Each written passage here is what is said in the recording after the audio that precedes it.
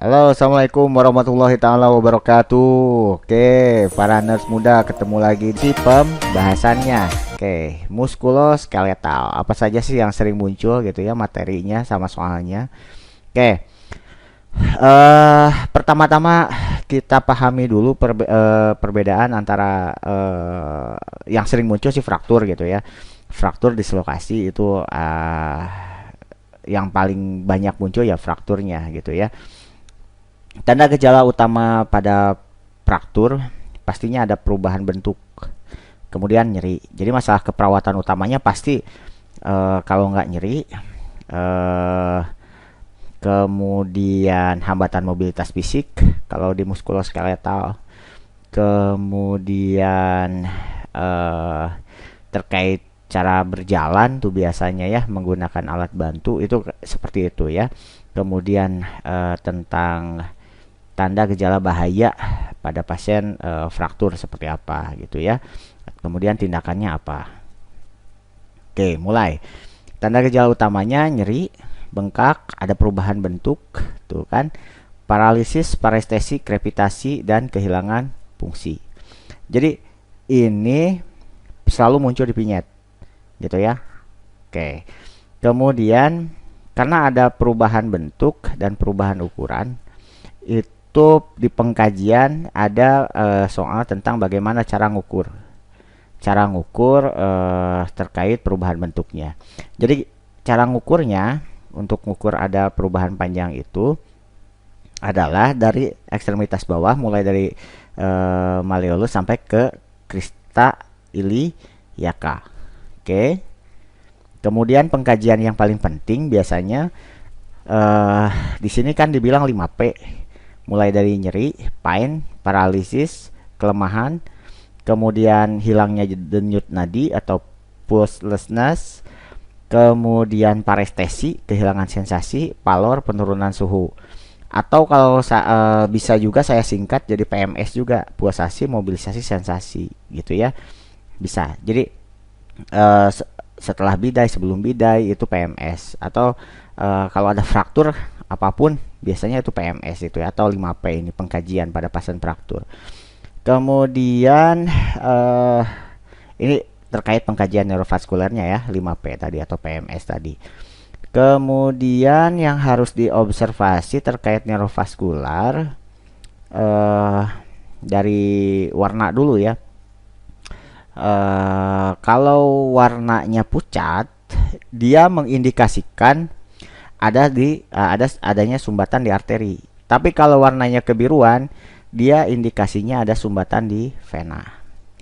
Kemudian terkait suhu, terkait palor ya, suhu. Kalau suhunya di bagian bawahnya terasa dingin, maka dia mengindikasikan adanya insufisiensi arteri. Tapi kalau hangat, dia mengalami cedera yang kemungkinan dia pasiennya mengalami stasis vena. Oke, lanjut.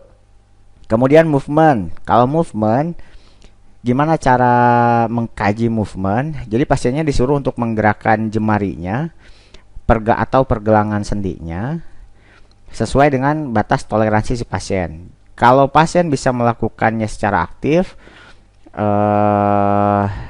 itu secara mandiri. Tapi kalau tidak bisa, maka kita bantu dengan FASIP. Kalau ada penurunan kemampuan pergerakan, berarti ada masalah di persarapannya. Oke. Kemudian pengisian kapiler. CRT itu normanya kan tidak lebih dari 2 detik gitu ya. Kalau dia lebih dari 2 detik, itu menandakan bahwa pasien mengalami insufisiensi arteri. Nah, yang terakhir, sensasi. Sensasi ini, pengkajian ini tujuannya adalah untuk mengetahui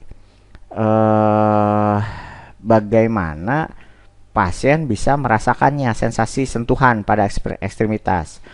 Kalau pasien bisa mendeskripsikannya, berarti masih oke. Tapi kalau pasiennya merasa kesemutan atau baal, itu ada masalah.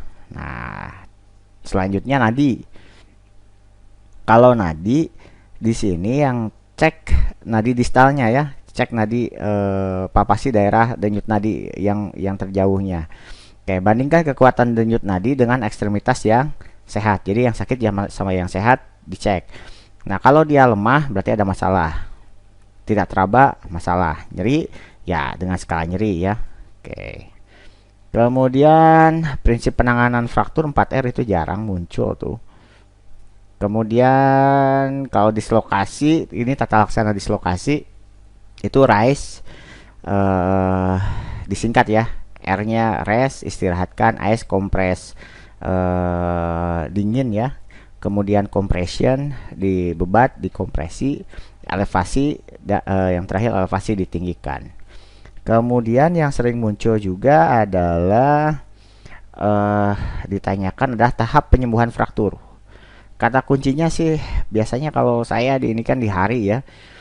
Kalau dia kurang dari hari keempat biasanya gitu ya, itu masih di fase inflamasi gitu ya. Nah, kalau fase proliferasi dia ini di hari kelima ya. Hari kelima itu baru fase proliferasi. Tapi kalau mau dihafal benar-benar fase inflamasi rubor, dolor, kalor, tumor sama kehilangan fungsi tadi. Oke. Kemudian kalau pada fase proliferasi ada benang fibrin. Oke. Ada benang fibrin sama tadi kata kuncinya setelah hari kelima. Kemudian terbentuk jaringan ikat fibrus dan tulang rawan gitu ya. Kemudian fase pembentukan kalus selanjutnya ini 3 sampai 4 minggu gitu ya mulainya. Nah, di sini mulai ada lingkaran pada tulang rawan, sudah mencapai sisi yang lain ya, dan sudah terhubungkan. Itu fase pembentukan kalus. Kemudian osifikasi waktunya 3 sampai 4 bulan. Ini sudah mulai mengalami penulangan ya. Kemudian yang terakhir remodeling. Kalau ini tahunan ya. Oke, yang sering ditanyakan biasanya inflamasi sama proliferasi itu. Komplikasi fraktur yang sering ditanyakan adalah kompartemen sindrom. Kompartemen sindrom itu biasa tandanya adalah nyerinya tidak hilang dengan analgetik. Nah, pokoknya kalau di pinyetnya dibilang nyeri tidak hilang dengan analgetik, tidak berkurang dengan analgetik, udah curiga aja kompartemen sindrom. Tindakannya apa? Fasiotomi biasanya. Itu sering juga ditanyakan. Yang lain jarang ditanyakan. Ya. Singkat aja, Mayunian tak silakan lah ini baca nanti di materi. Oke. Masalah keperawatan utamanya nyeri. Lihat skala nyerinya di vignette-nya ya. Hambatan mobilitas fisik sama resiko cedera kalau dia mengalami kompartemen sindrom. Oke. Intervensi keperawatan utamanya teknik pembidaian, biasanya dibidai, tapi setelah dibidai biasanya yang ditanya adalah tindakan setelah dibidai. Apa? 5P. Kalau ada masalah di 5P-nya biasanya longgarkan. Sama gips juga, traksi sama lah ya. Mobilisasi. Osteoporosis jarang ini ya, tapi kalau ditanya masalah keperawatan tentang osteoporosis biasanya resiko cedera ya. Oke. Kemudian rheumatoid arthritis biasanya nyeri nih. Masalah keperawatannya, tindakannya biasanya terkait kompres gitu ya. Kalau nggak nyeri, hambatan mobilitas fisik. 2 itu aja kalau terkait rheumatoid. Kalau tentang osteomyelitis jarang. Ini aja kompartemen sindrom tadi sudah kita bahas. Nyerinya tidak hilang dengan analgetik. Tindakannya apa? Fasiotomi. Oke. Osteoartritis krepitasi nih. Biasanya ditanya adalah pengkajian. Pasien mengalami osteoartritis. Apa pengkajian temuan yang diharapkannya? Krepitasi gitu ya. Oke. Kemudian prosedural di pengkajian biasanya yang ditanya kekuatan otot muncul biasanya. Oke, untuk kekuatan otot derajat 0 itu lumpuh total. Nggak ada kontraksi. Kalau derajat 1 ada sedikit kontraksi. Derajat 2 dia hanya tidak bisa gimana ya? Intinya kalau gravitasi tidak bisa menahan gravitasi itu aja ya. Itu derajat 2. Kalau derajat 3 dia bisa menahan gravitasi, tapi nggak bisa nahan tahanan. Oke, derajat 4 bisa nahan tahanan sedang. Derajat 5 penuh. Oke, jelas ya. Ini keluar nih, keluar. Oke, kemudian kruk juga muncul. Untuk kruk biasanya yang ditanya adalah cara melatih menggunakan kruknya.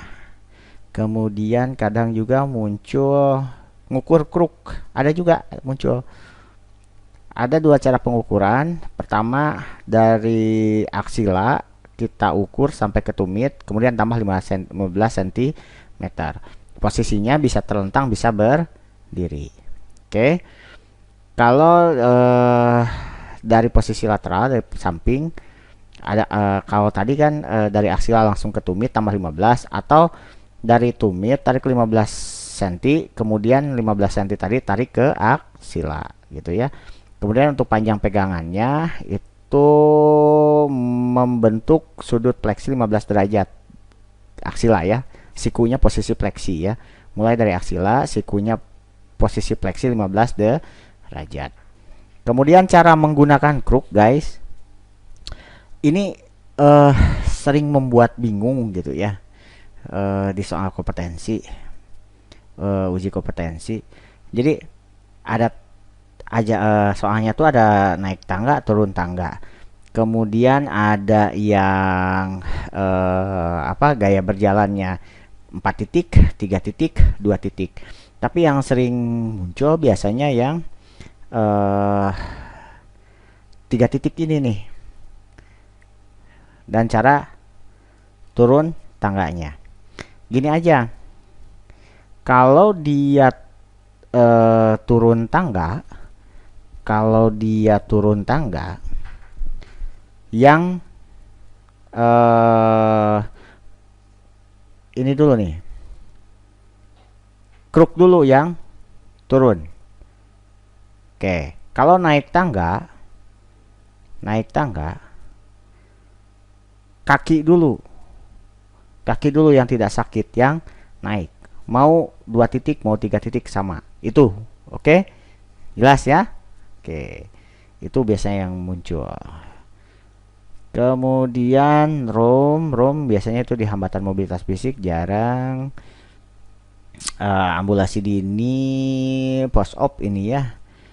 Oke, jarang. Diagnosa keperawatannya hambatan mobilitas fisik, ini kata kuncinya intinya ada keterbatasan dalam gerakan fisik. Mobilitasnya harus dibantu biasanya. Oke, nih. Sulit menggerakkan ekstremitas, objektifnya kekuatan otot menurun, romnya menurun. Oke. Kalau perfusi perifer tidak efektif, data mayornya C, R, T-nya lebih dari 2 detik. Udah, ini perfusi perifer tidak efektif. Oke.